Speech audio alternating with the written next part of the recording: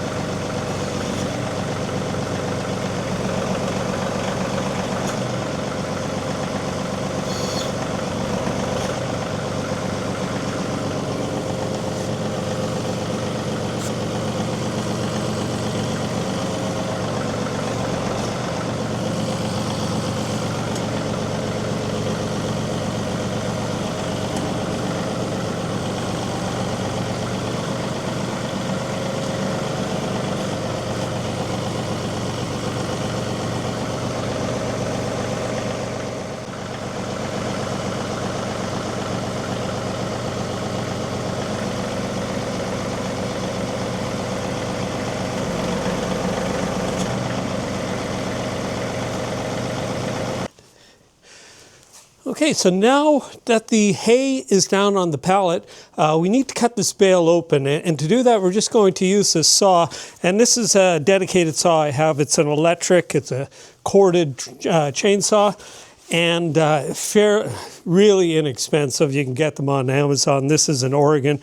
And I'm running canola oil in the reservoir. Now, if I leave this saw out here overnight, that oil will just gel right up. So the trick is keep it in a warm space and then just bring it out when you need it.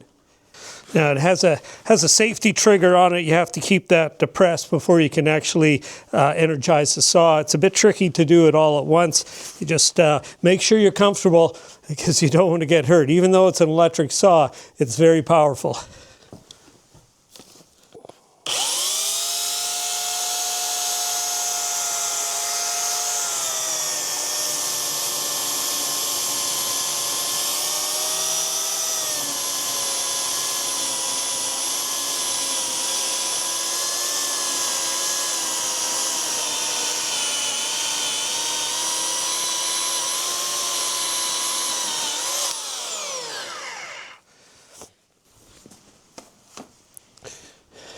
Now, that's just the first cut. We'll have to do that about 3 times. But the bale will just open right up.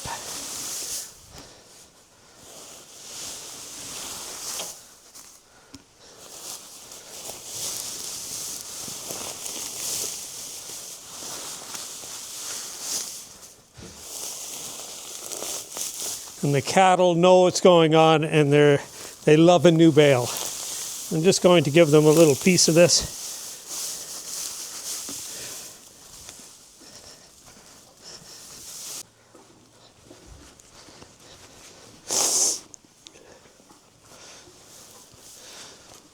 So that's the first cut done, and now I'll do the second cut.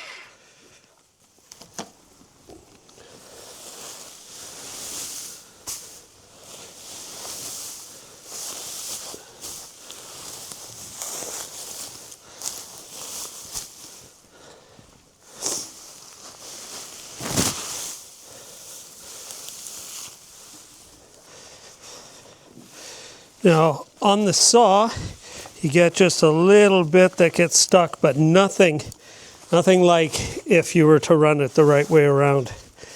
All right, and this will be the final cut.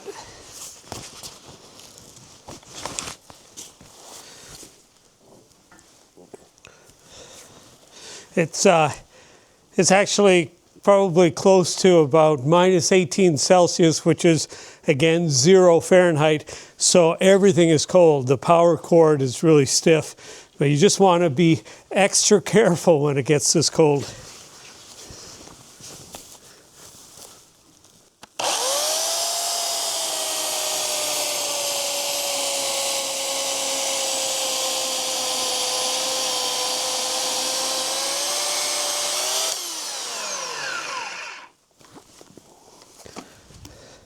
And that should do it.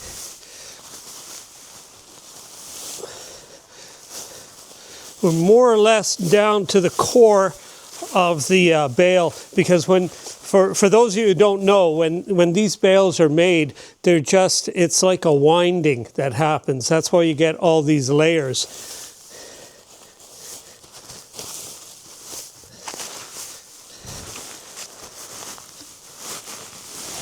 And then in the center, we have this nice tight little core. And we'll feed that to the cattle this evening. So that's how I handle these round bales. I'm sure there are other ways, but we're just a small operation. With the cattle I have right now, which you would call 2 large cattle and 1 calf. Now the calf is hardly eating any hay whatsoever, but the 2 big ones, they're eating a lot, because of the cold temperatures. And we're going through one of these round bales every 10 days.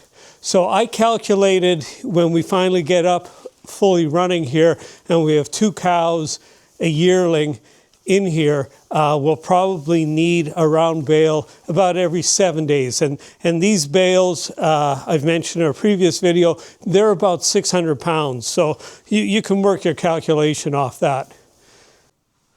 Oh, one thing I just want to show you here is the bales look all bleached on the outside, and that's because they have to sit out in the sun and dry for 10 or 14 days before you can put them in the barn. There's a fear of the bales might combust because of the heat, if the grass was wet, and that hasn't been the case. But that's the reason they look so bleached on the outside.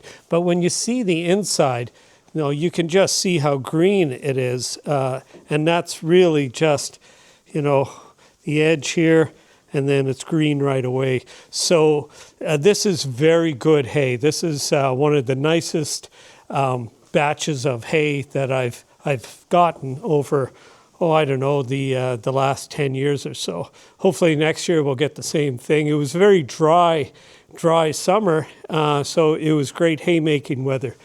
And now we have 1, 2, 3, 4, 5, 6, 7 bales left, 8 including this one. So if you do the math, that's 80 days, and we're at the beginning of February right now. All right, time to crack on with the next evolution.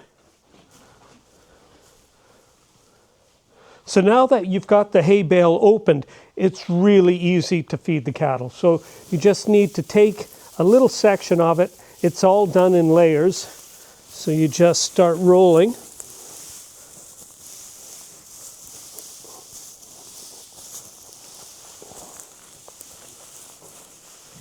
And then you can just take that over to the hay feeder, and the cattle will be very happy.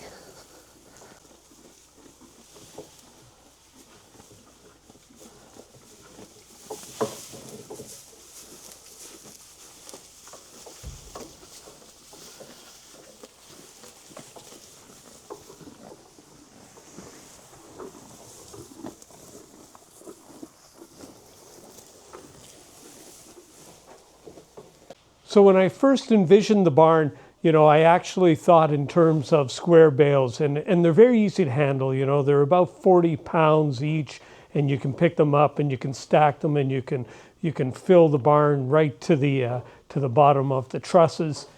And then when I started looking into it, the round bales made so much more sense, But the only real piece of equipment I needed to get was a tractor that could lift a round bale. And the little John Deere that I have, the 2038, it's powerful enough to lift about 1,000 pounds. So the bales being 600 pounds, you know, it's well within their ability. So that's really the whole gist of this, because I didn't know, you know, apart from lifting the bales, I didn't know how to open them. So I started asking people, and there's complicated methods to open a bale. I'll tell you right now, you can't just take the wrapper off one of these bales and just pull hay off. It's too tightly wound. So when the idea of using a chainsaw to make these cuts occurred to me, well, you know, it was problem solved. And really the whole thing then begins to pay for itself, because the round bales are just so much more economical than the square bales. Well, Rovers, it is a little chilly, as I mentioned before. My nose is beginning to run. As always, thanks for watching, and forge your own adventure.